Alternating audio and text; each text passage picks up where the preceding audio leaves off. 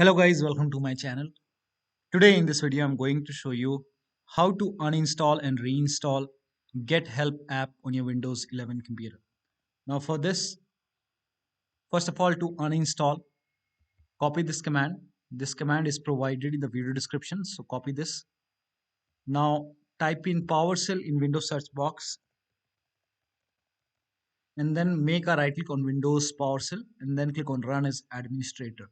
Make sure that you're opening Windows PowerShell as an administrator. Click on Yes to allow. Now paste the command over here, hit the enter key. Now this will uninstall Get Help app from your computer. So when you type in Get Help next time, you won't get that app anymore. Now in future, if you want to reinstall the application, in that case, you can copy this link. The link is provided in the video description.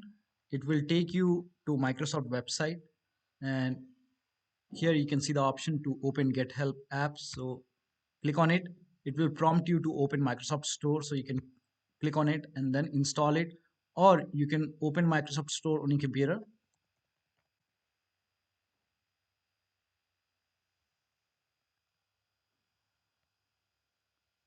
and you can type in Get Help in Microsoft Store and you can install from here. So this is how you can uninstall and reinstall Get Help app on your Windows 11 computer. So that'll be all. Thank you so much for your time, and please like this video and subscribe to my channel.